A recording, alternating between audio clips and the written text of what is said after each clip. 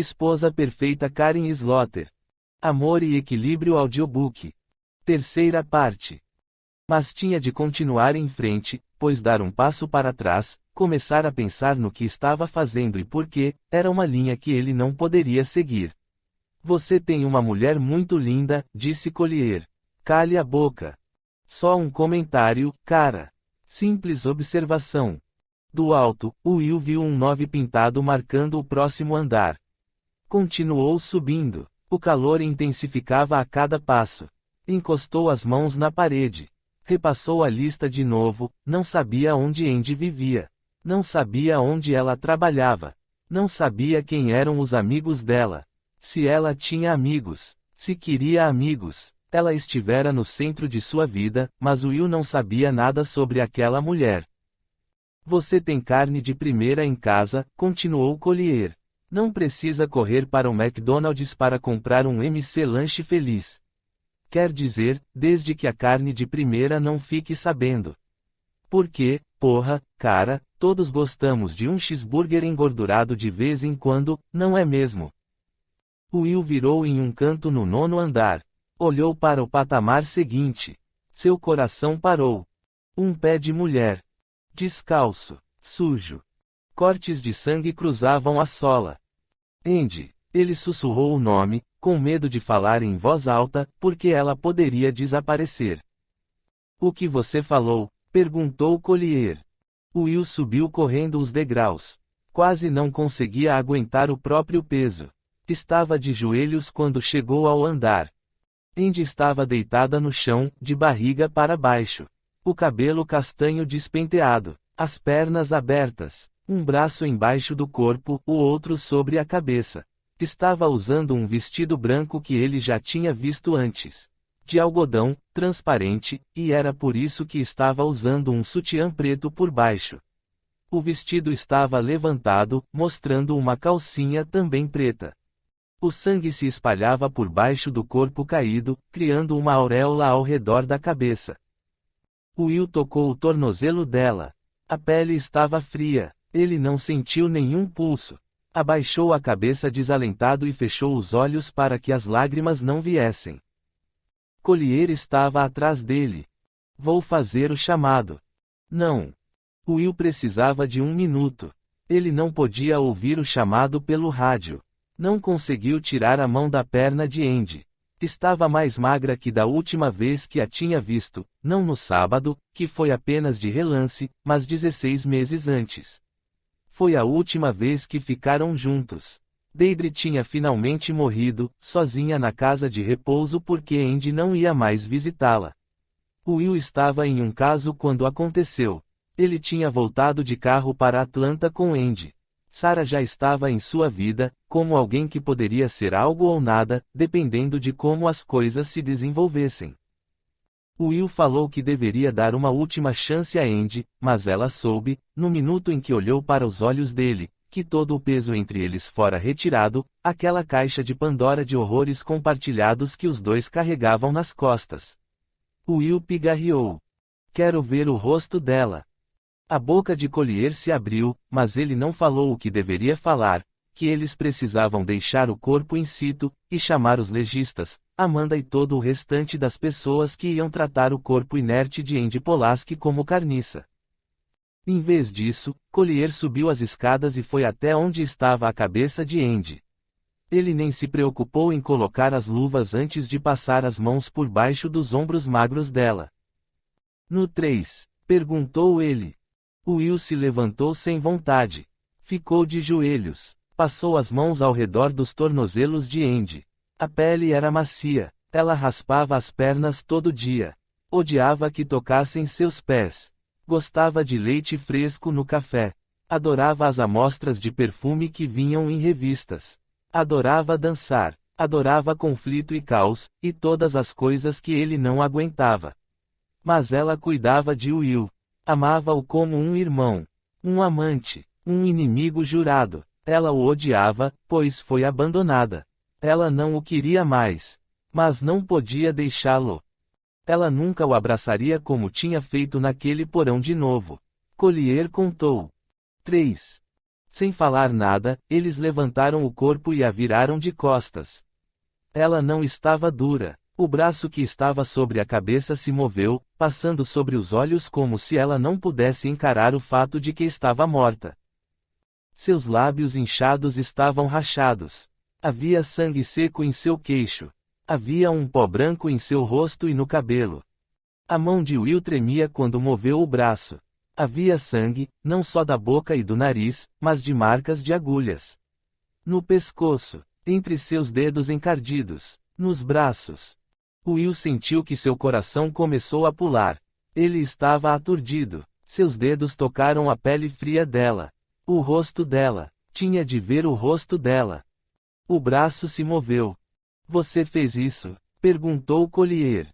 Sozinho, o braço da mulher deslizou do rosto dela, caindo no chão. A boca um pouco aberta, com os olhos vidrados. Ela olhava para Will.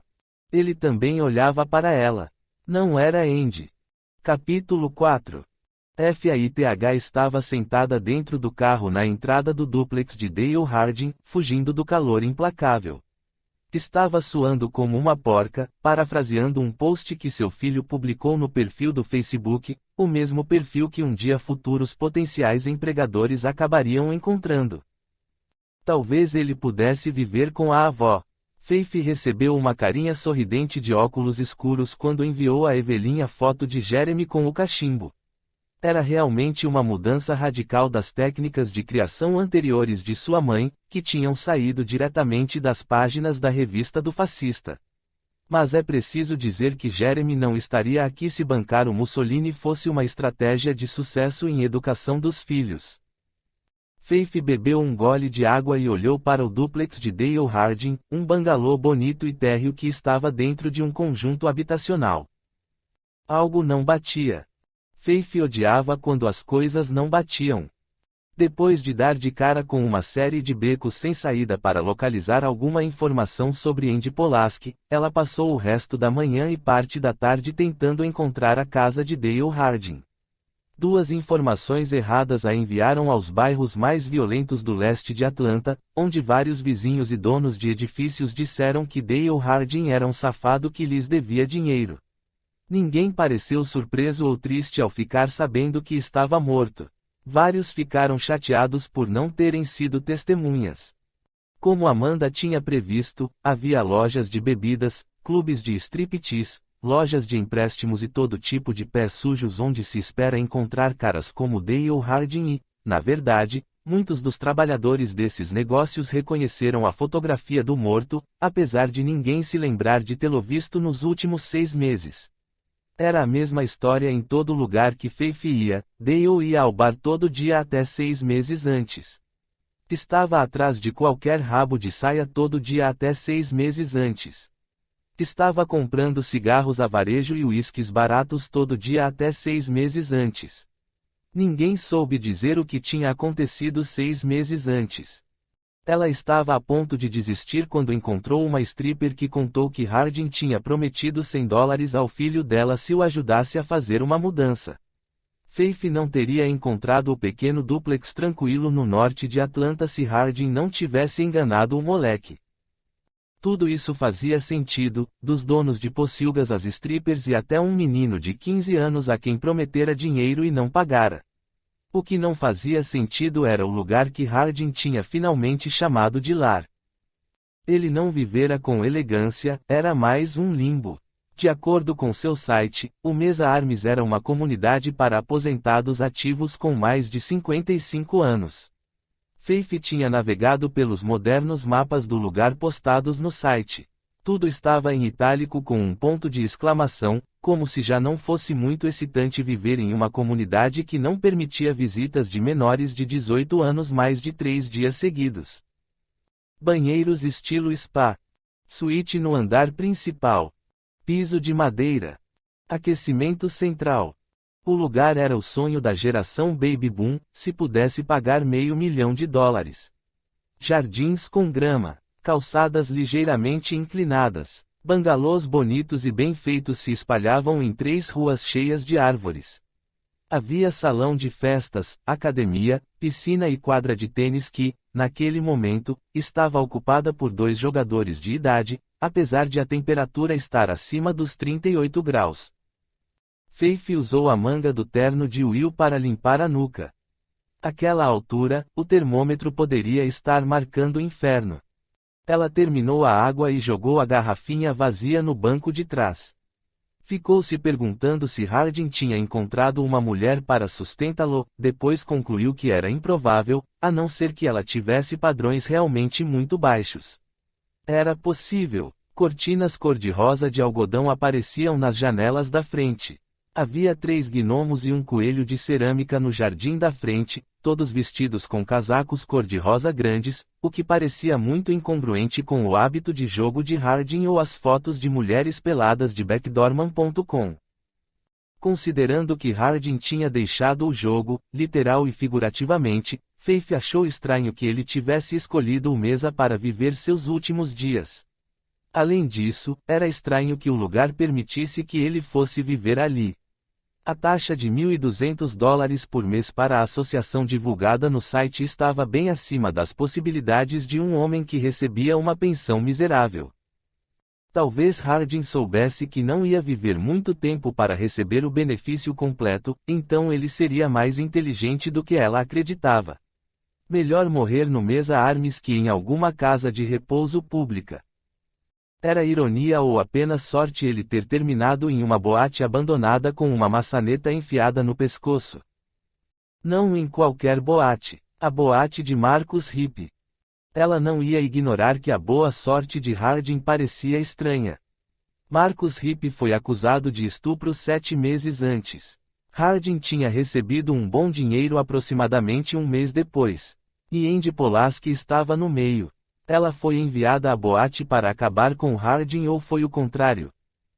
Faith ainda não tinha uma resposta, mas sabia que o raciocínio era aquele. Ela procurou no banco traseiro a garrafa de água que sua mãe tinha insistido que levasse aquela manhã. Ficou assando no carro desde as 6h30. O líquido quente desceu pela garganta como óleo de cozinha, mas a cidade estava sob um alerta de nevoeiro forte e ela não podia ficar desidratada.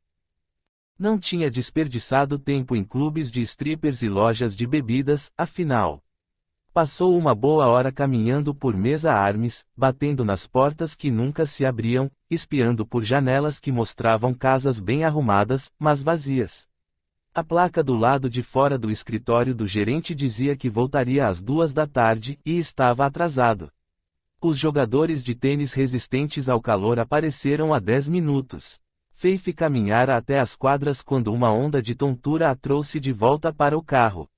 Ela havia testado o nível de açúcar no sangue dentro do ar refrigerado do Mini Cooper porque a palestra de Sarah sobre diabetes maltratada lhe trouxe preocupações. Pobre Sarah. Certo, murmurou Faith, preparando-se mentalmente para voltar ao calor. Ela desligou o motor. Antes que pudesse abrir a porta, seu telefone vibrou. Ligou o motor de novo para poder se acomodar no ambiente refrigerado. Nichelle. Will encontrou uma mulher não identificada no prédio do outro lado da rua, informou Amanda. Drogada. Sem teto. Overdose em um saco gigante cheio de coca. Parece que foi de propósito. O nariz e a garganta destroçados. Está no grade. A cirurgia deve ser em 2 horas. Faça o que puder na casa de Hardin, depois vá para lá. Botou a mão no fogo que ela viu algo. Faith repetiu tudo em sua cabeça para entender direito toda a informação. Sabemos por que ela quis se matar. É uma drogada, disse Amanda, como se isso fosse uma boa explicação. Recebi sua mensagem com o endereço de Hardin. O mandado de busca será enviado ao gerente da propriedade. Não tem ninguém lá. Liguei para o número de emergência, bati nas portas.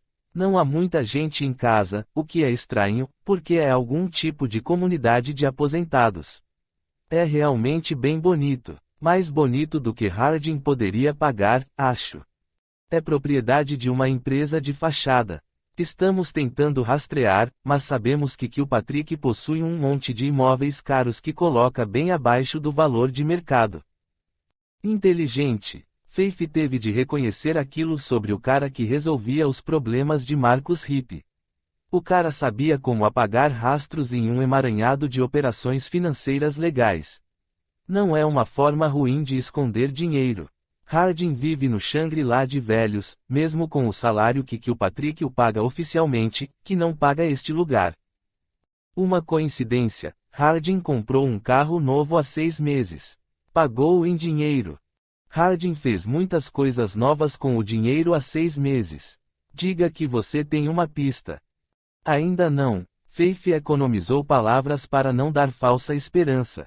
Quer dizer, não sei o que tenho, além de uma sensação de que as coisas não batem. Amanda suspirou, mas, para seu crédito, ela nunca reclamava quando eles seguiam a intuição. Collier recebeu notícias dos hospitais. Todas as vítimas de facadas foram registradas. 2 brigas domésticas. Uma briga em bar. Outra foi autoinduzida, disse que se cortou quando estava cozinhando. Faith não mostrou surpresa alguma no número de facadas não relacionadas. Já trabalhava nisso há muito tempo. Acho que terei as contas bancárias e os registros telefônicos de Harding em 1 hora. Vou começar a repassar tudo assim que entrar no e-mail. Enquanto isso, acho que posso interromper os jogadores de tênis. Até agora, são as únicas pessoas que vi. O sangue de Andy está por toda a cena do crime. Faith mordeu o lábio. Isso estava ficando cada vez pior. Como Will recebeu a notícia? Ele não sabe. E nem vai saber. Espera. O telefone fez um barulho quando Amanda atendeu outra ligação. Faith agarrou o volante. Pensou em Will, a expressão devastada em seu rosto quando Charlie disse que a arma estava registrada em nome de Andy. A única coisa pior que a expressão dele era a de Sarah. Amanda tinha mandado todos embora para dar a eles dois um pouco de privacidade, mas havia uma longa fila para assinar na saída da cena do crime, e Faith conseguiu escutar algo da discussão deles. Sarah era uma mulher muito melhor que ela. Se Faith tivesse descoberto que a ex do seu namorado estava mexendo em suas coisas, não só mexendo, mas roubando, ela teria queimado a porra da casa dele. Faith. Amanda voltou para a linha. Você falou com o Will? Tivemos uma longa conversa sobre os sentimentos dele enquanto ele fazia uma trança no meu cabelo. Não estou no clima para suas piadinhas.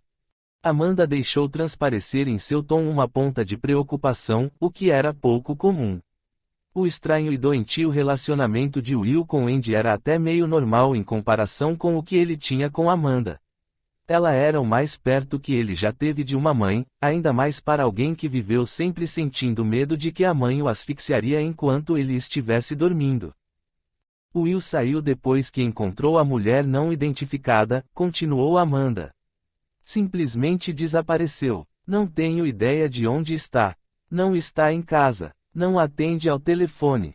Faith sabia que ele não tinha ido de carro para a cena do crime.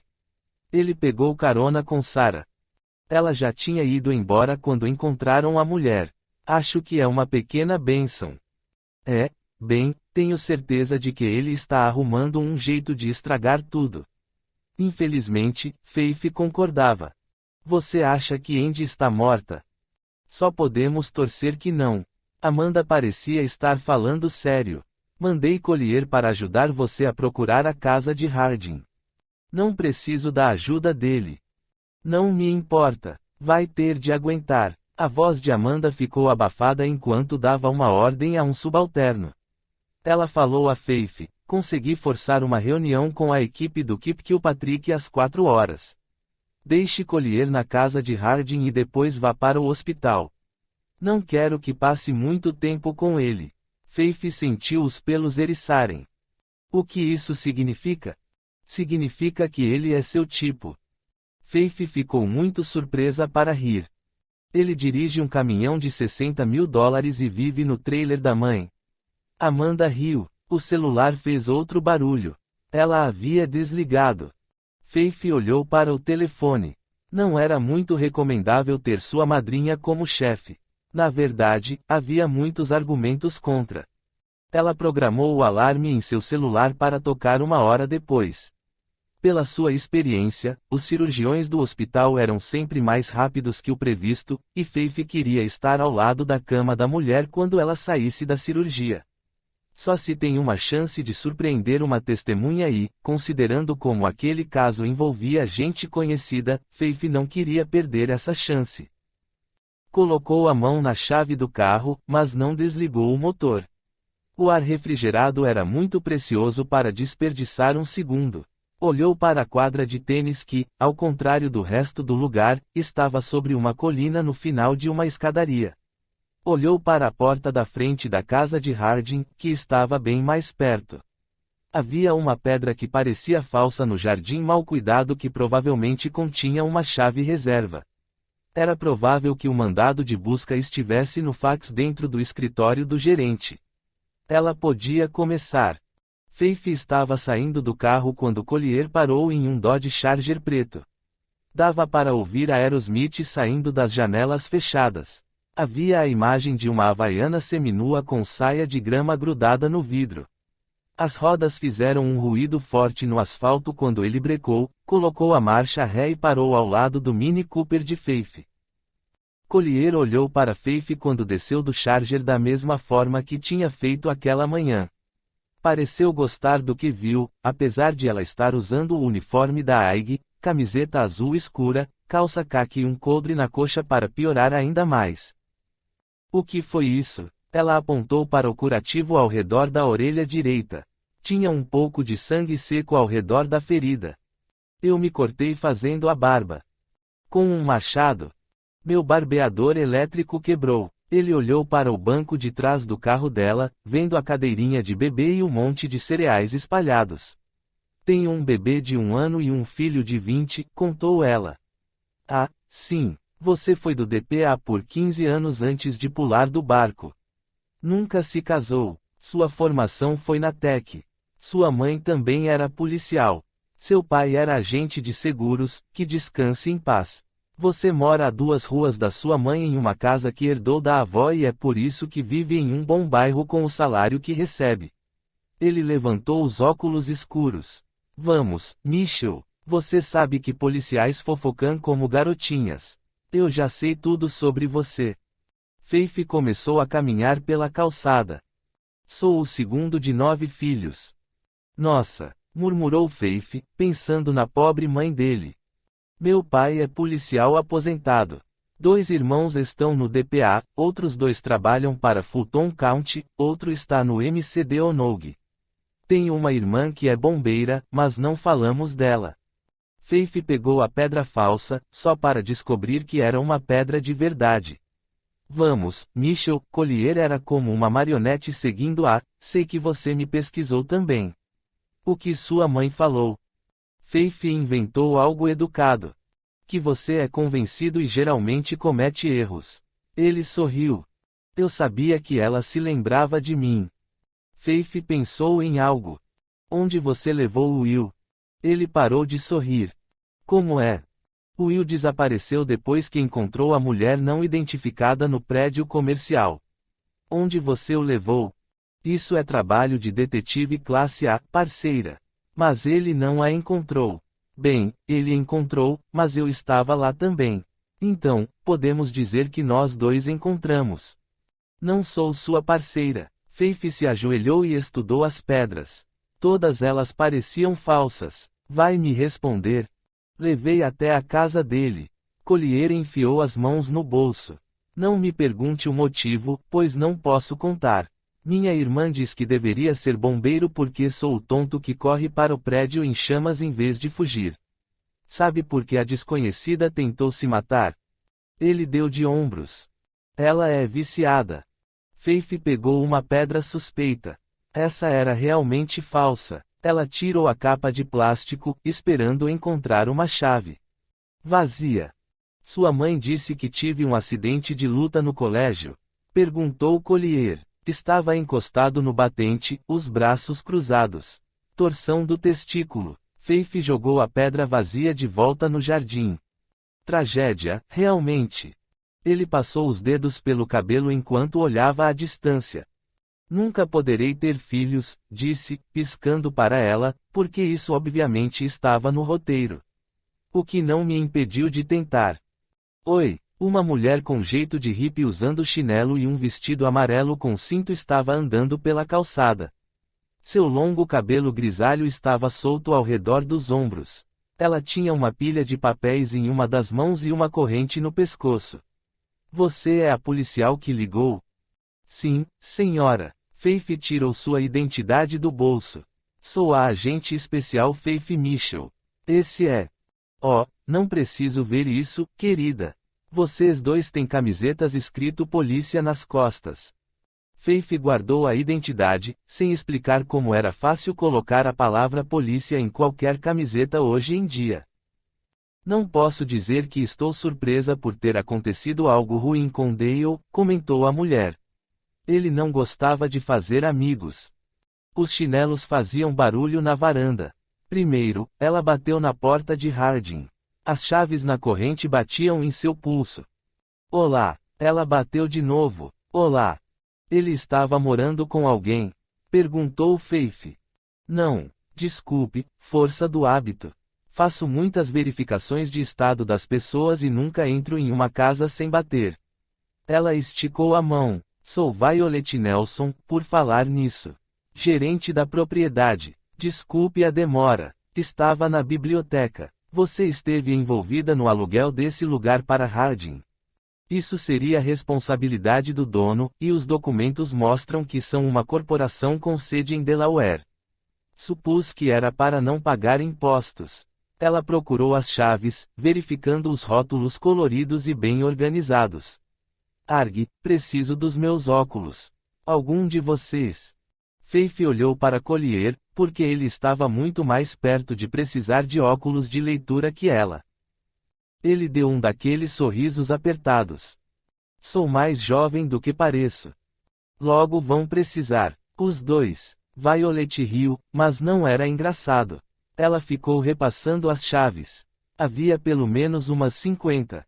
Faith não ofereceu ajuda porque Violet parecia alguém que gostava de jogar conversa fora. Vou destrancar a porta e vocês podem olhar quanto quiserem. Só precisam devolver a chave por baixo da porta do meu escritório quando forem embora. Faith trocou outro olhar com Collier, porque essa não era a atitude mais comum de um gerente de propriedade. Por outro lado, a maior parte dos gerentes com que lidavam trabalhava atrás de grades ou vidros à prova de bala. Bati na porta de alguns vizinhos, disse Faith. Parece que não tem ninguém em casa hoje. É mais movimentado nos fins de semana. Violet tentou enfiar uma chave na fechadura. Ninguém mais se aposenta. Todos têm empregos de meio período. Alguns dos mais sortudos são voluntários. Vem às 4 horas, vai encontrar a maioria no clube tomando um coquetel. Faith poderia desmaiar se tomasse uma bebida às 4 da tarde. Você conhecia Dale Harding? Perguntou Faith. Eu o conhecia muito bem. Violet não parecia muito feliz com isso. Ele era uma pedra no meu sapato, vou te contar. Faith fez um gesto com a mão, dizendo à mulher que ela deveria continuar. Vamos dizer que não era a pessoa mais limpa do mundo. Mulheres. Bebida. Collier tentou adivinhar. Lixo, respondeu ela, depois se recuperou. Não estou falando dele. Era realmente lixo, coisas que deveriam ser jogadas fora, mas não eram. Eu não o chamaria de acumulador. É mais como se ele fosse muito preguiçoso para andar até a lata de lixo. Bárbara, a vizinha de porta, reclamava do cheiro. Comida podre, ela falava, o cheiro passava pelas paredes e chegava na casa dela. Eu mesma senti, nojento. Escrevi umas 10 cartas para a empresa em Delaware e não tive retorno. Conversamos com os advogados da Associação de Moradores por meses sobre o que fazer.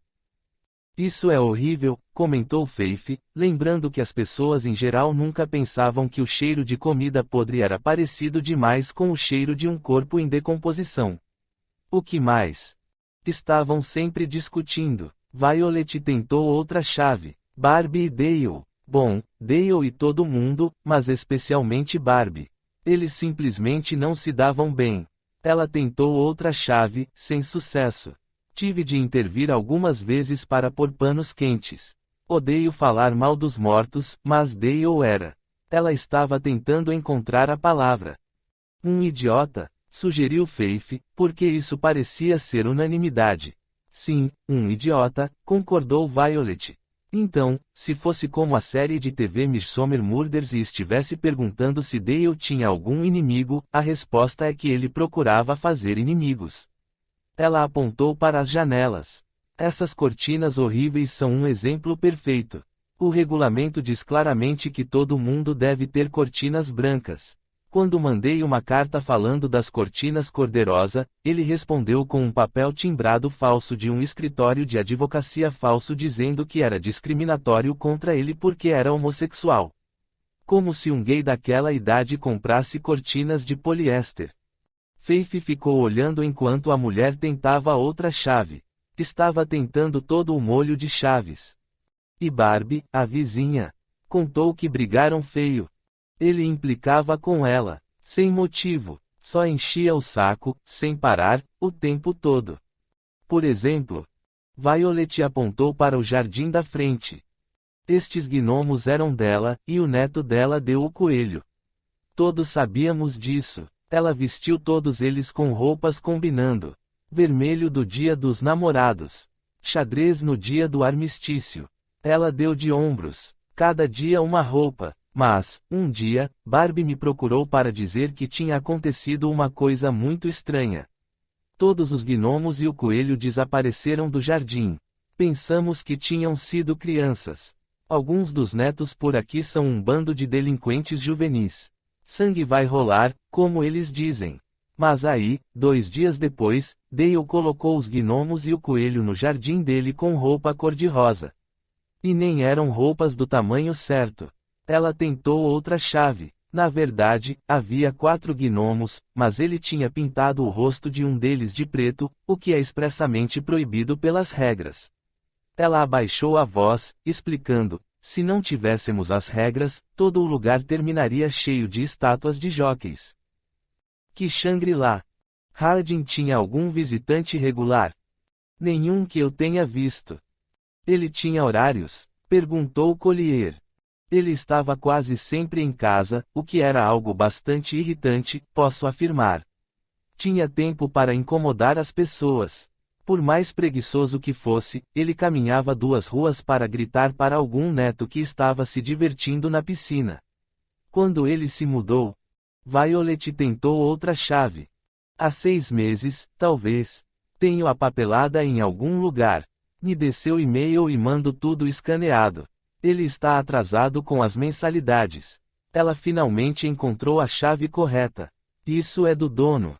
Collier segurou a mão dela, que estava na maçaneta. Faith estava com a Glock nas mãos antes que pudesse processar completamente o que estava acontecendo. Havia um barulho dentro da casa.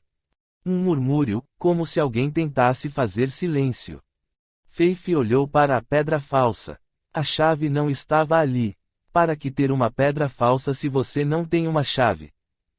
A menos que alguém já tivesse usado a chave para entrar. Collier levou o dedo indicador aos lábios, pedindo silêncio, antes que Violet pudesse pedir uma explicação. Ele mandou que ela se afastasse um pouco mais, até ficar parada do outro lado do carro dele. O barulho voltou, mais alto daquela vez. Collier pegou o celular e sussurrou um pedido de ajuda, depois fez um movimento para que Faith fosse na frente.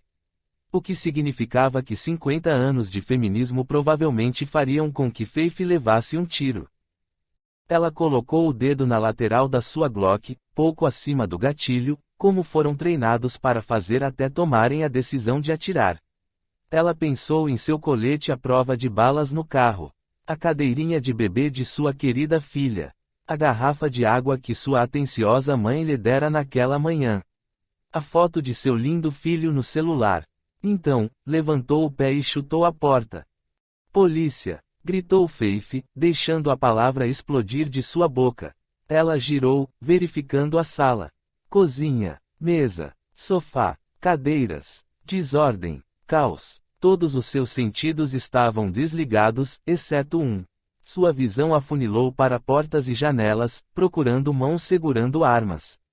Collier verificou o armário fechado. Vazio. Ele ficou de costas para ela e a tocou na perna. Eles se moveram juntos, os dois abaixados, girando a cabeça como torres de artilharia. Ela se lembrava do site de Mesa Armes. Hardin vivia no Tarrou. Espaço aberto. 2 quartos. Um banheiro. Portas. Um toalete separado para seus convidados. Portas. Uma lavanderia bem mobiliada com armários opcionais. Cantos. Faith se posicionou em um ângulo que a deixava em um canto escondida de qualquer pessoa parada no corredor com uma arma. Se ela não conseguia ver luz, eles tampouco conseguiam vê-la. Colocou a arma à frente, as pernas bem abertas. Sem nenhum pensamento consciente, seu dedo deslizou da lateral da arma e foi para o gatilho. Ela se forçou a colocar o dedo de volta no cano da arma, para ter aquele segundo a mais de hesitação caso fosse uma criança ou um velho surdo parado no final do corredor. Agora ou nunca. Bem devagar, 1 centímetro por vez, ela girou seu tronco e olhou ao redor do canto. Vazio. Faith avançou pelo corredor. Portas. Banheiro central com chuveiro e privada confortável. Portas fechadas. Quartos iluminados no térreo para você e seu convidado. Os quartos estavam do lado oposto do corredor, cada um ocupando a parte posterior da casa. Faith deixou Collier olhar o quarto da direita. Novamente, ela se posicionou em um ângulo que dava cobertura a ele e, com a outra porta fechada assim, teria as costas protegidas enquanto ele verificava o quarto. Com uma lentidão quase dolorosa, ele agarrou a maçaneta e abriu a porta. Empurrou com força, para o caso de ter alguém parado atrás dela. Cortinas cor-de-rosa nas janelas que davam para o quintal. Um colchão inflável no chão. Uma cortina aberta onde deveria estar a porta do closet. Vazio. No corredor, Collier se posicionou na frente do quarto esquerdo e acenou para ela. Faith chutou a porta tão forte que a maçaneta ficou presa na parede de gesso. Mais janelas. Mais cortinas cor-de-rosa. Outro colchão no chão, esse com lençóis sujos. Caixa de papelão como criado mudo. Fio pendurado. Uma lâmpada. O closet tinha uma porta com fechadura e chave. Faith se obrigou a respirar, porque estava segurando a respiração por tanto tempo que ia desmaiar. Seus pulmões só se encheram pela metade. O coração parecia um cronômetro. O suor escorria de suas mãos quando ela relaxou a que segurava a Glock para que o recuo não quebrasse seu pulso se ela tivesse de atirar. Collier ficou de costas para a parede, cobrindo o closet. Avançou, bloqueando o filme que ficava se repetindo em sua cabeça. A porta do closet se abre, sai uma arma, seu peito em pedaços. Com extremo cuidado, Faith afastou a mão esquerda da Glock. Os ossos de seus dedos pareciam estalar. Sentiu uma dor no ombro quando abaixou o braço. Alcançou a maçaneta em forma de ovo. Sua pele registrou o metal frio. As juntas do pulso começaram lentamente a girar a mão. Trancada. Faith abriu a boca. Respirou. Espaçoso closet no quarto principal. As dobradiças estavam do lado de fora. Não dava para chutar a porta. Ela olhou para Collier. Ele ainda estava tenso, mas olhava para outro lado, para o corredor. O peito dele se movia com uma respiração pesada. Sua Glock estava apontada para o teto. O sótão. Uma opção para guardar suas preciosas lembranças. No corredor, havia uma corda para abrir a escada dobrável que levava ao sótão. Faith começou a mover a cabeça, negando. Ela não subiria naquele sótão com apenas uma pessoa de cobertura. Um barulho. O mesmo som de antes, dessa vez mais forte, como se alguém estivesse se arrastando no sótão. Collier entrou no corredor, os joelhos ainda dobrados. Faith fez o mesmo, parando na entrada do quarto. Ele olhou para ela, que assentiu, apesar de cada centímetro de seu corpo dizer que aquilo ia terminar mal. Collier se levantou. Agarrou a corda que estava pendurada na escada. Ela desceu fazendo tanto barulho que o coração de Faith quase explodiu. Collier desdobrou os degraus com uma das mãos, a Glock ainda em punho na outra. Os dois ficaram completamente parados, esperando que o outro se movesse. Não tinha tanto a ver com medo. Os dois estavam igualmente aterrorizados. Era uma questão de confiar que alguém ia protegê-lo quando você enfiasse a cabeça em uma zona de tiro. Faith murmurou um xingamento e tirou o celular. Melhor tomar um tiro na mão do que no rosto.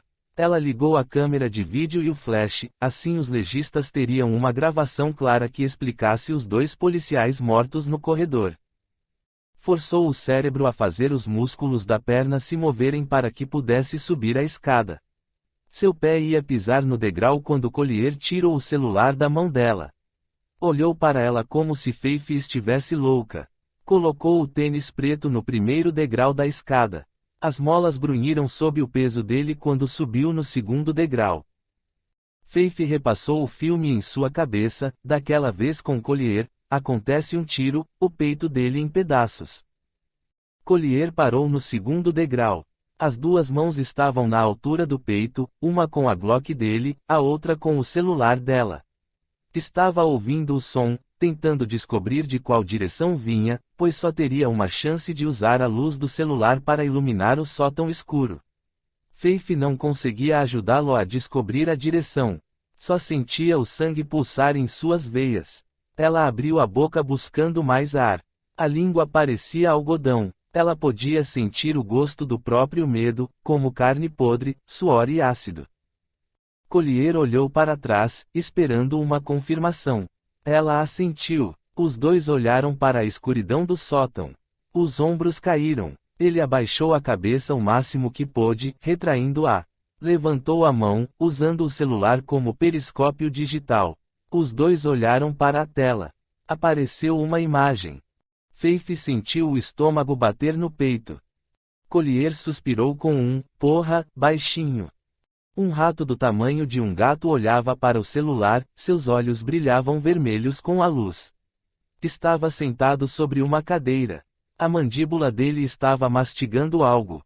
Havia alguma coisa em suas patas, o que era ainda mais horrível, porque Faith não queria pensar em um rato com patas que pudessem agarrar algo. Collier girou o celular ao redor do sótão antes de colocar a Glock no coldre. Usou a mão livre para dar um zoom no rato, depois olhar por trás dele. Havia duas caixas de arquivos encostadas na parede. Elas estavam encostadas precariamente em vigas separadas porque o chão do sótão não ia tão longe. Um pacote aberto de carne podre estava mais perto da escada.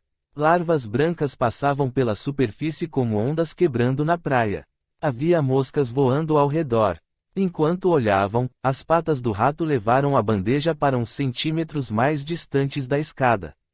Aquele som de arrastar parecia estar acontecendo dentro da cabeça de Faith. O rato olhava para eles com cuidado, como se bisbilhotasse um pedaço de carne com seus dedos finos e angulares. Levou a carne podre de volta ao peito, deu uns pulinhos para longe, aí abaixou a cabeça e olhou para eles enquanto mastigava. Certo. Collier desceu a escada. Ele entregou o celular para Faith. Vou vomitar agora. Ela achou que era brincadeira, pois ele parecia bem, mas, 2 segundos depois, ele estava no banheiro botando para fora tudo o que havia em seu estômago. Não se esqueça de cancelar o apoio, disse Faith. Collier respondeu afirmativamente. Faith passou as mãos pela maçaneta empoeirada do closet. Não havia chave. Ela tirou uma caneta do bolso da calça e ficou mexendo na caixa que Hardin tinha usado como criado mudo. Olhou no peitoral da janela e na porta do corredor. Não havia chave. Collier parecia que tinha se derretido no banheiro, mas aí começou a engasgar tão alto que os ouvidos dela doeram. Faith sentiu um calafrio, não por causa do som, mas porque a escada que ia para o sótão ainda estava aberta. Imaginou o rato descendo, pequenas patas sem polegares se segurando no fino corrimão. Ficou de costas para a parede enquanto passava pela escada aberta. Esperou até estar segura na sala para repassar o vídeo em seu celular. O rato era acinzentado com orelhas redondas e um rabo branco grosso como um fio de tampão. A criatura olhava para ela através da tela, mastigando. Não havia som, mas ela jurava que ouvia o barulho de uma boca mastigando. Um fio de sangue fazia um caminho por trás da bandeja para onde o rato tinha levado a carne, para longe da escada e na direção de algo. Provavelmente um ninho gigante. Todo seu corpo tremeu ao pensar naquilo. Faith apertou play de novo. Ela se lembrou de um livro pop-up que alguém dera para sua filha no Natal. Emma ficou aterrorizada com os zilhões de moscas que apareceram na página central, mas sempre queria abrir o livro e gritar. Faith se sentia da mesma forma enquanto via o vídeo de novo. Ela sentia nojo, mas não conseguia parar de olhar. Ouviu a descarga. Collier limpava a boca com as costas da mão quando se juntou a ela na sala. Então, disse ele, limpando um pouco de vômito de sua camisa, alarme de rato contra ladrão. Faith afastou os olhos do celular. As únicas palavras que pensou foram as que tinha ouvido sobre Dale Harding o dia todo. Que idiota! Conseguiu ver se aquelas caixas de arquivo tinham rótulo. Faith entregou o celular para que ele pudesse ver com os próprios olhos. Ops, ele levantou o dedo, como se precisasse de um momento para decidir. Certo, passou. Tem certeza? A cara dele estava branca como papel. Não. Ele caminhou até a pia da cozinha e abriu a torneira. Teve de mover uma pilha de pratos para poder enfiar a cabeça debaixo da torneira. Fez gargarejo e depois cuspiu na pia, o que era nojento, mas Faith tinha a sensação de que Harding havia feito coisas piores naquela pia. Policiais. Faith tinha se esquecido de Violet. Meu Deus, tem cheiro de amoníaco e lixo aqui dentro. A mulher estava parada na porta, do lado de fora, tampando o nariz com os dedos. Está tudo bem, tem uma ratazana lá em cima, avisou Collier. Grande. Talvez prenha. É cinza com orelhas brancas. Faith mostrou o vídeo pausado no celular. Que droga, Violet balançou a cabeça, o neto de Barbie trouxe o rato dele no fim de semana passado. Jurou que tinha colocado de volta na gaiola. Procuraram por esse bicho idiota em todos os cantos. Tenho certeza de que não é um animal de estimação. Collier afastou uma mosca. Quer dizer, é enorme. Tipo, nada natural. Posso mostrar a vocês o pôster de procura-se que Barbie colocou no quadro de avisos, disse Violet. Collier fechou a boca e fez que não com a cabeça. Faith pensou no pacote de carne perto da escada do sótão. O rato estava na casa de Barbie quando desapareceu. Não, o menino colocou a gaiola na varanda dela por uma meia hora. Aparentemente, eles gostam de ar fresco. Ele voltou, e a gaiola estava aberta.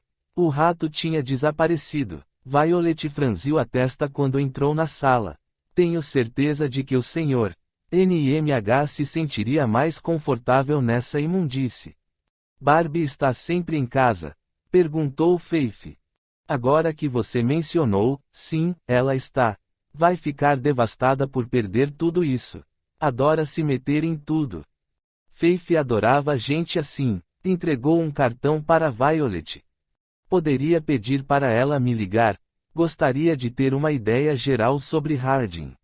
Não sei se ela pode falar muita coisa, apenas como ele era insuportável. Pode ficar surpresa de como as pessoas se lembram de coisas. Violet enfiou o cartão no sutiã. Como falei antes, só precisam devolver a chave por baixo da porta do meu escritório quando forem embora. Faith ouviu o som de seu chinelo se afastando na calçada. Um animal de estimação. Collier afastou outra mosca. Isso explica porque não ficou com medo da gente. Ainda quero que morra. Tipo, imediatamente. Com fogo. Procure uma chave, disse Faith para ele. Precisamos entrar naquele closet. Precisamos chamar o controle de animais, respondeu ele. O cara mantinha um rato no sótão. Vai saber o que tem naquele closet. Faith não ia esperar pelo controle de animais. Ela começou a olhar a sala e a cozinha sujas, pensando em que lugar alguém como Harding esconderia uma chave. Não pensou em nada, apenas sentiu um nojo muito grande. Imundície era uma palavra que descrevia bem a forma como Harding vivia. Havia pratos e copos de isopor por toda a área aberta que era sala de estar, de jantar, cozinha. O sofá de veludo marrom parecia úmido, e a mesinha de centro estava cheia de marcas e embalagens abandonadas do KFC. Ossos de galinha mastigados com mofo verde, copos de refrigerante sujos, colheres marrons com resto de batata. Também havia o cheiro, que a atingiu de repente como um martelo na ponta do nariz. Não apenas amoníaco, mas podridão, provavelmente pelos maus hábitos de Dale Harding, se a análise de Sarah sobre os últimos dias dele estivesse correta. Faith não tinha notado o fedor quando eles entraram pela porta da frente. A adrenalina fazia com que mantivesse o foco nas prioridades, e sua principal prioridade era não morrer. Agora que o terror tinha diminuído, seus outros sentidos tinham voltado, e foram imediatamente atacados pelo cheiro. E pelas moscas, porque havia pelo menos umas 20 delas aproveitando todo o lixo. Com esse calor, as larvas podem aparecer entre 8 e 20 horas, comentou Faith. Demora de 3 a 5 dias para elas fazerem a pupa. Collier riu. Desculpa, pupa, é uma palavra engraçada. Estou dizendo que isso mostra que a carne foi colocada no sótão neste fim de semana, provavelmente para alimentar o rato. Ou mantê-lo ali. Faith abriu uma das janelas para ajudar a dissipar o cheiro. Então, abriu a cortina para as moscas. Collier arrotou alto. Tem bala? Perguntou ele logo em seguida. Não. Faith se afastou de Collier. Pensou nas balinhas que tinha no carro, e como seria bom sair e ficar 5 minutos longe da casa nojenta de Harding. Seu olfato tinha voltado, com certeza. Sentia o cheiro rançoso no fundo da boca e do nariz. Ela apostaria todo o dinheiro que tinha que a carne podre no sótão não era nada comparada com o que havia debaixo das pilhas de jornais e revistas, aparentemente molhadas, que Harding havia espalhado pelo chão. Violet estava certa. O lixo vinha de pura preguiça. Se Harding tivesse acabado de comer uma tigela de macarrão com queijo ao entrar pela porta da frente, simplesmente deixaria a tigela por ali e continuava com sua vida. É estranho, não? Collier olhava para ela. A forma como o medo tira seu olfato. Como você pode não sentir esse cheiro? Faith abriu outra janela. Ela não ia virar amiga desse otário. Onde está a TV? Collier passou o dedo por uma mesa de console baixa, separando a poeira como um mar vermelho. Havia uma TV aqui, mas desapareceu. Parece que era grande. Sem computador. Faith abriu uma gaveta na mesa ao lado do sofá. Usou sua caneta para olhar os folhetos de entrega de restaurantes. Nenhum iPad. Nenhum laptop. Abriu outra gaveta. Mais lixo. Nenhuma chave para abrir o closet. Harding me parece um cara que gostava de papéis, disse Collier. Faith tossiu quando um novo cheiro entrou pelo nariz. Abriu outra janela. Havia carregadores ao lado da cama no quarto principal. Imagino que eram para os celulares. Collier estava com os braços cruzados de novo. Ele ficou parado com os pés separados, provavelmente porque estava acostumado a carregar 23 quilos de equipamento ao redor da barriga quando era patrulheiro. Então, essa coisa que você tem com Trent. Você é a esposa dele no trabalho ou tem mais alguém na sua vida? Quis saber ele. Faith viu um patrulheiro da polícia de Atlanta parar atrás do Mini Cooper dela. Eles já estavam a caminho quando Collier cancelou a chamada de apoio e decidiram vir dar uma olhada mesmo assim. Os dois homens eram jovens e impetuosos. O pescoço deles se esticou quando olharam para a casa. O motorista abaixou a janela. Faith acenou para eles. Estamos bem, gritou ela da janela. O motorista desligou o carro mesmo assim. Mantendo a positividade, comentou Collier. Vamos mandar um deles ao sótão para pegar as caixas, não mencione o rato e vamos ver o que acontece. 2 semanas de injeções contra a raiva, isso é o que acontece. Que era exatamente o que Dale Harding estava querendo quando enfiou as caixas no sótão com o pacote de carne e o rato roubado de algum moleque estranho. Só mais uma forma de o cara limpar a bunda no papel higiênico que era a vida dele. Harding sabia que estava perto da morte, seja pelas mãos de alguém, seja pelas escolhas estúpidas que tinha feito na vida. Ele também sabia que alguém teria de limpar sua casa e que seria legal botar um rato no caminho. Faith saiu pela porta da frente. O sol fez seus olhos fecharem. Ela não tinha certeza se eram lágrimas ou sangue escorrendo pelo rosto. Não se importava. Harding foi policial. Sabia como era arriscado puxar uma arma e entrar em uma casa. E ele tinha criado essa armadilha mesmo assim. Faith levantou a mão para bloquear o sol. Os policiais estavam ao lado do carro, as cabeças abaixadas, olhando para os telefones. Dê sua chave de roda, disse ela para o motorista. Minha chave de roda? Perguntou ele. Faith se inclinou para o carro e abriu o porta-malas. A chave de roda estava presa em um kit dentro da parte de trás do porta-malas. Ela sentiu o peso da comprida barra de metal com a mão.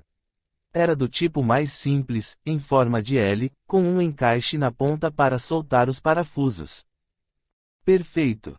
Collier estava olhando pela janela quando ela voltou para a casa. Faith agarrou uma cadeira do conjunto de jantar barato e a arrastou pelo corredor. Collier a seguiu. O que está fazendo? Perguntou ele. Vou vencer esse idiota. Ela subiu na cadeira e enfiou a chave de roda no teto. A ponta com encaixe enfiada no gesso. Enfiou mais a barra, girou o ângulo e puxou. Um pedaço do teto caiu no chão. Ela enfiou de novo a chave. Pensou no site do Mesa Arms, que dizia que havia melhorias para economizar energia, como spray de espuma no sótão, que possibilitava quebrar o teto sem ficar com a cara toda cheia de isolamento térmico cor-de-rosa. Faith deixou cair a chave de roda, feliz por sua estimativa estar certa. As duas caixas de arquivo estavam ao seu alcance. Tudo que tinha de fazer era espantar as moscas para pegá-las. Ei, senhora, um dos policiais chamou do corredor, sabia que tinha uma escada bem aqui. Tem um rato, avisou Collier. Tipo, o irmão do Godzilla. Está falando do Rodan? Tibi, cara. Rodan era um substituto. Tibi era o irmão de sangue. Goro, corrigiu Faith, porque vira filmes do Godzilla todos os sábados por 3 anos, quando Jeremy passara por essa fase. Collier, me ajude com essas caixas. Ela está certa, disse Collier. Realmente parecia um gorossauro. Ele mostrou os dentes e fechou as mãos como garras. Queria nosso sangue. Faith deixou a primeira caixa cair sobre a cabeça. Collier conseguiu pegá-la, colocou a caixa no chão e esperou que ela passasse a segunda. Precisam da gente para outra coisa, cara? Perguntou um dos policiais. Collier negou com a cabeça. Acho que não, irmão. O closet. Faith lembrou. Ah, é verdade. Collier fez um gesto para que o seguissem até o outro quarto. Faith desceu com cuidado levando a segunda caixa pesada nas mãos. Colocou-a no chão ao lado da primeira. Do outro quarto, ouviu a discussão sobre a melhor forma de tirar os pinos das dobradiças, como se nunca tivessem visto um martelo e uma chave de fenda antes. Faith limpou a poeira dos braços e passou os dedos entre os cabelos para se livrar do pó. O cheiro de carne podre era tão forte que ela teve de abrir as janelas do quarto e as cortinas, porque as moscas estavam começando a se espalhar. Derrubar o teto provavelmente não havia sido a melhor ideia, mas a lógica tende a desaparecer quando ela ficava brava, e ela estava realmente brava com Dale Harding. Na AIG, Faith tinha investigado uma boa quantidade de maus policiais, e um traço que todos tinham em comum era pensarem que ainda eram caras legais. Roubo, estupro, assassinato, extorsão, contrabando, lenocínio, não importava. Eles ainda achavam que os crimes que tinham cometido eram para o bem comum. Estavam cuidando de suas famílias, protegendo seus irmãos da força. Tinham cometido erros, nunca mais fariam aquilo. Era irritante como eram todos iguais na insistência de que continuavam sendo bons seres humanos. Harding não só tinha assumido sua má conduta, mas também havia forçado outros a fazer o mesmo. E agora ela precisava investigar todo o lixo dele. Faith arrastou a cadeira para perto da janela. Chutou as caixas na mesma direção e se sentou. Tentou não pensar porque a tampa da primeira caixa parecia úmida, mas sua mente ainda lembrava o fato útil de que os ratos deixavam uma trilha de urina onde quer que fossem.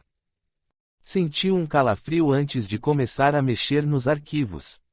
Dale Harding fora detetive particular, e a primeira caixa continha o tipo de trabalho glamouroso feito por detetives no mundo todo. Fotos de cônjuges traidores em motéis baratos, fotos de cônjuges traidores em carros estacionados, fotos de cônjuges traidores em becos e postos de gasolina na estrada e dentro de uma casa de boneca no quintal.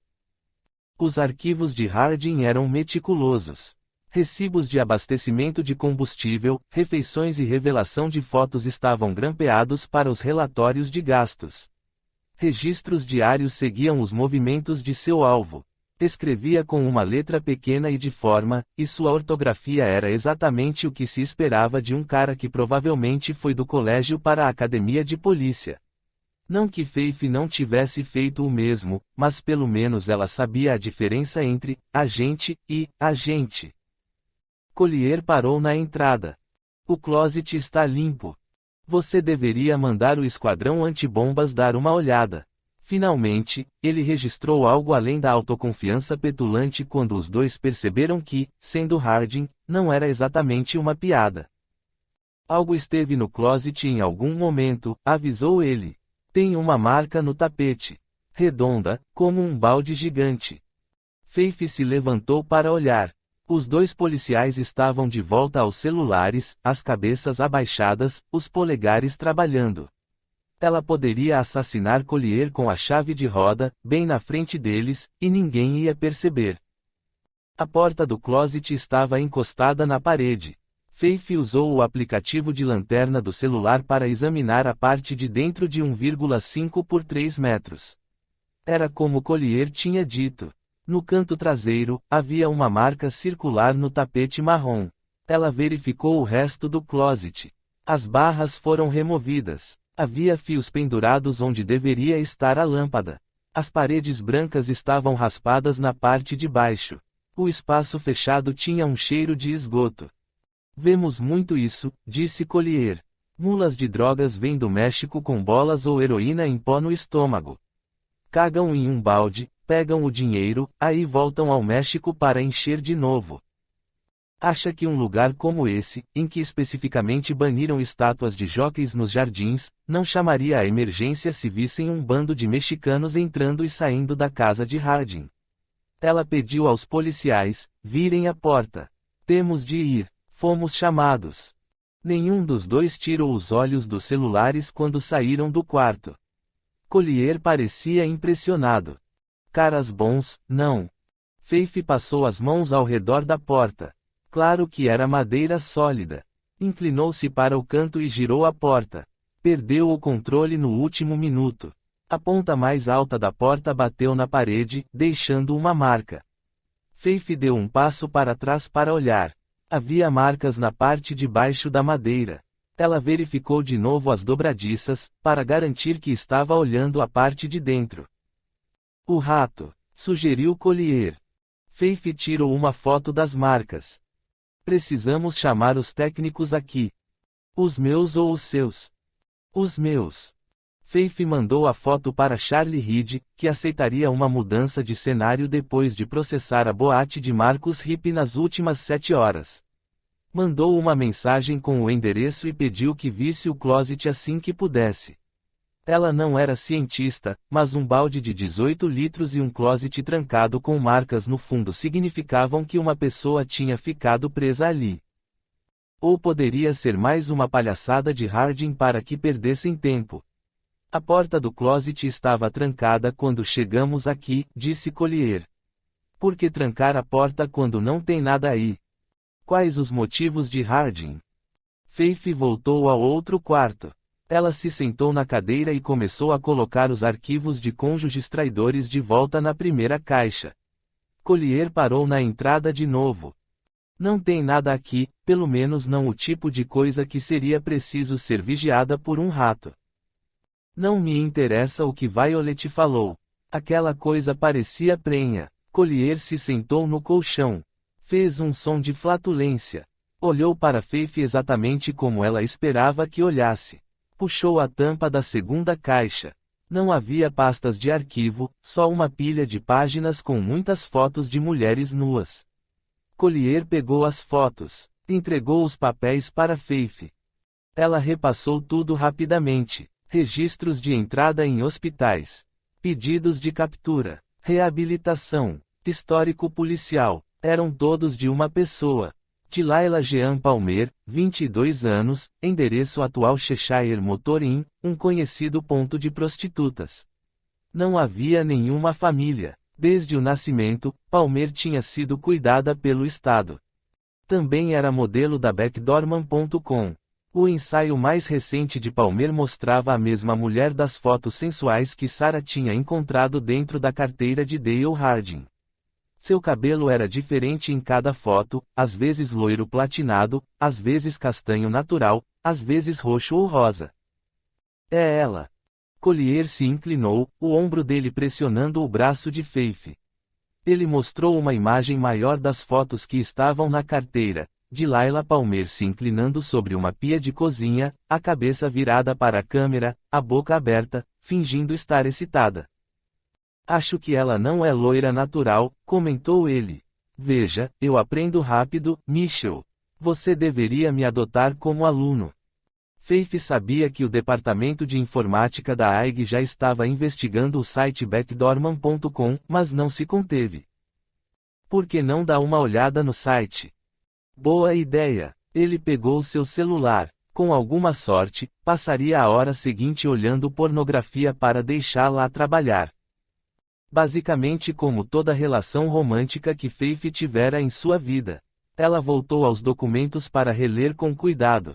Percebeu que estava lendo os registros de adolescência de Delilah Palmer, o que era estranho, porque esse tipo de registro normalmente ficava selado. A primeira prisão de Palmer acontecera aos 10 anos por vender oxi na escola John Wesley Dobbs BS Elementary, na parte leste de Atlanta. Faith tinha passado um bom tempo na Dobbs BS enquanto ajudava o Estado a montar um caso contra o sistema de educação pública de Atlanta por corrupção generalizada nos exames. Alguns dos professores organizaram um jantar no qual apagavam e mudavam as respostas dos testes dos estudantes. Enquanto isso, 99,5% do corpo estudantil lutava para se classificar. Faith estudou a primeira foto da prisão de Palmer, de 12 anos antes. As mãos da garota eram tão pequenas que não conseguia segurar a placa com os números para a câmera. O alto da cabeça dela não chegava à primeira linha das marcas pintadas na parede atrás. Havia cicatrizes no rosto. Seu cabelo castanho curto estava sujo. Tinha olheiras escuras, seja por falta de sono, de comida ou de um lar. Delilah seria alguém estranho na Dobbs BS, e não só porque entrou no mundo do tráfico de drogas com aquela idade. No mês anterior, quando Faith estava preparando documentos para o julgamento, teve de explicar ao promotor que não cometera um erro em suas planilhas. Em 2012, Dobbs BS não tinha um corpo estudantil de 5% de jovens brancos, eles tinham um total de 5 estudantes brancos.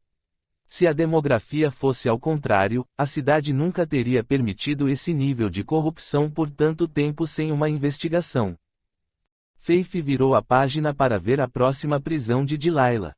Mais vendas de oxi aos 12 e, de novo, aos 15. Aos 16, Delilah tinha deixado a escola e estava injetando heroína, o que acontecia quando a pessoa não tinha mais dinheiro para oxi. Uma única pílula de 80 mg poderia custar entre 60 e 100 dólares, dependendo do mercado. O mesmo dinheiro por um saquinho de heroína poderia manter uma pessoa drogada por dias. Ela passou os olhos pelas folhas da prisão. Condicional. Tratamento. Mais condicional. Reabilitação. Apesar de sua ficha criminal, Delilah Palmer nunca tinha passado mais do que uma noite na cadeia. Sua primeira prisão por prostituição aconteceu ainda aos 16 anos. Houve mais 4 prisões por solicitação, 2 outras por vender maconha e heroína, todas acompanhadas por uma noite grátis na prisão do Fulton County. Faith olhou os nomes dos policiais que a prenderam. Alguns deles eram conhecidos. A maioria era da Zona 6, o que fazia sentido, pois os criminosos eram como todo mundo, tinham tendência a ficar nos próprios bairros. Dale Harding também havia trabalhado na Zona 6. Ele obviamente tinha ficado de olho em Delilah Palmer a maior parte da vida dela. Nas entrelinhas, Faith achou que ele teve de pedir muitos favores para manter a garota longe de uma sentença mais longa. Vai contar o que achou ou vou ter de adivinhar? Perguntou Collier. Você tem cheiro de vômito. Acabei de vomitar. Não me ouviu no banheiro? Fez até eco. Faith entregou a ficha de Delilah Palmer. 2 quartos, 2 camas. Alguém estava aqui com Harding. Acha que era essa garota? Ele franziu a testa. Ela não é muita coisa, mas podia encontrar alguém melhor que Harding. Faith pensou no closet fechado, no balde, no cheiro de esgoto. Harding poderia estar fazendo a própria reabilitação. Síndrome de abstinência em um closet era bem mais barato do que 15 mil em um tratamento. Novamente, isso poderia explicar melhor a sujeira. Parecia que havia um drogado vivendo ali. Viu aquilo ali? Collier apontou para um aparelho de contenção dentária no chão. Todas as minhas irmãs usaram um desses depois que tiraram o aparelho fixo. Não os mesmos, mas eram todos pequenos, como esse aí. Quero dizer que parecem ser de uma garota. Faith não conseguia entender por que ele estava usando tantas palavras para dizer apenas uma coisa.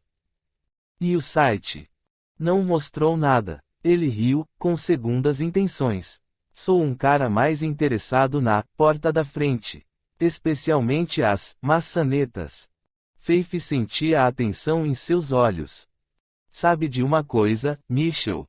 Quando vi você pela primeira vez, imaginei que íamos terminar em um quarto vendo pornografia. Faith começou a se levantar. Espera. Ele agarrou uma pilha de fotografias da caixa. Olha estas. Delilah tira fotos já faz algum tempo, as do Backdoorman.com eu diria que começaram quando ela estava com uns 16. As primeiras não têm endereços de site ou de identificação, mas eu diria que está mais perto dos 12, talvez 13. Faith colocou as fotos lado a lado com as tiradas pela polícia quando Delilah foi presa. A estimativa de Collier estava errada há alguns anos. Faith achava que as primeiras fotos eram de quando ela tinha 10 anos. A imagem ilícita era devastadora. Delilah estava vestida com calcinha de laço e um sutiã que devia ter sido preso nas costas para que não deslizasse até seus pés. Não tinha cintura ainda, nem curvas, nada mais que uma gordura infantil que a heroína iria acabar consumindo. Faith olhou para seus olhos vazios e sem vida. Tudo na menina cheirava a abandono. Porque Harding, que até onde eles sabiam não ligava para ninguém nem para nada, estava tão interessado nessa garota abandonada. O que ela significava para ele? E agora, Kemo sabe? Perguntou Collier. Já volto. Faith se levantou. Ela voltou para a cozinha. Novamente Collier a seguiu. Ele era como uma criança, sempre atrás dela. Faith sentia falta da autossuficiência quieta de Will. Podemos ficar distantes por mais de 2 segundos.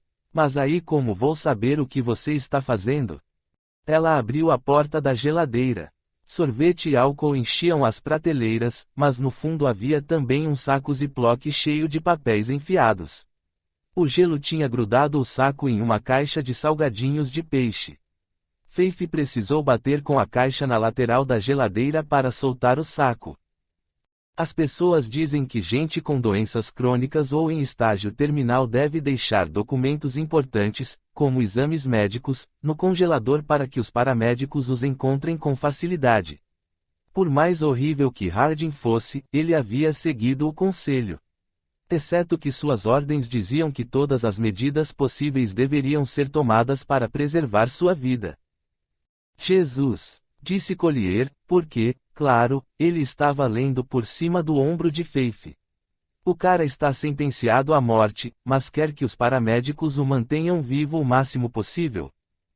Isso foi preenchido há 2 anos. Talvez tenha esquecido. Faith achou a informação de contato na segunda página. Parente próximo, Delilah Jean Palmer. Relação, filha. Era a filha dele, disse Collier, porque, aparentemente, tinha esquecido que Faith também possuía olhos.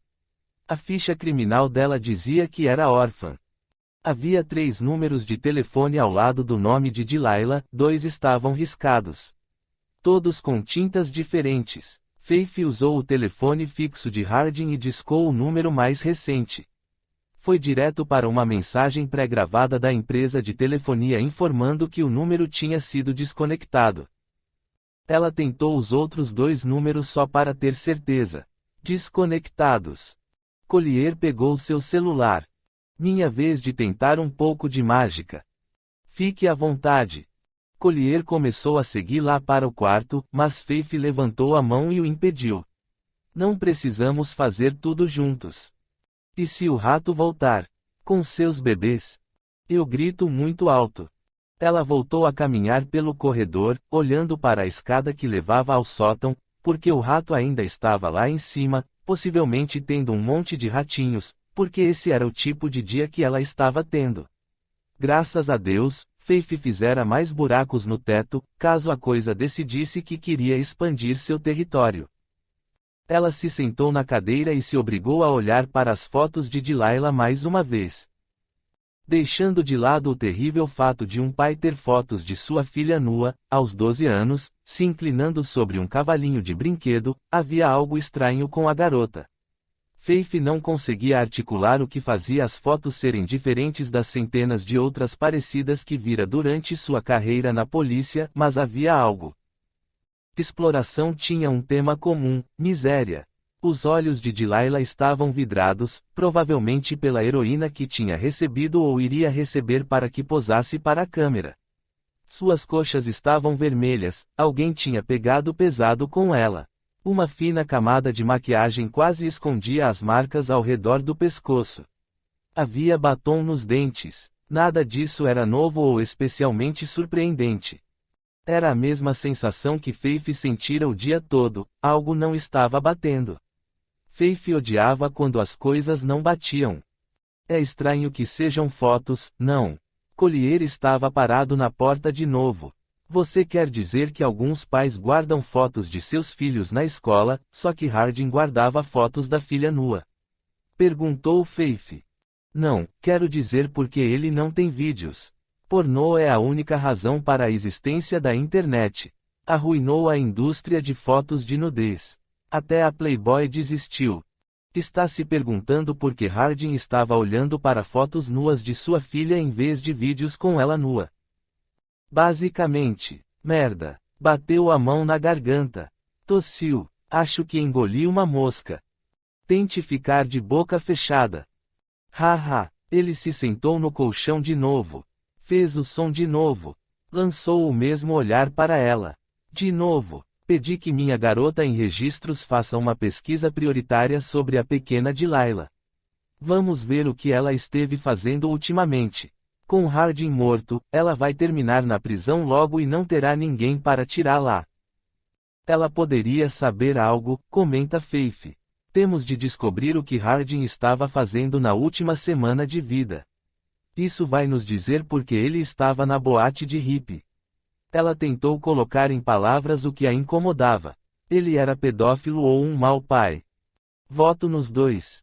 Ele deve ter usado todo o favor que tinha para impedir que ela fosse condenada. A moeda de troca de um policial era saber a quem pedir favores e também saber que quando essa pessoa pedia a outro, você fazia o que ela queria sem perguntas. Isso não é pedir a um policial para perder uma multa por excesso de velocidade. São favores de alto nível, tenentes e oficiais de condicional e até juízes. Ele não poderia pagar todos esses favores. Trabalhava com crimes de colarinho. Não tinha muito crédito. Talvez não houvesse ninguém na força que atendesse a seus pedidos. Conhece a história do pai que parou de ir trabalhar.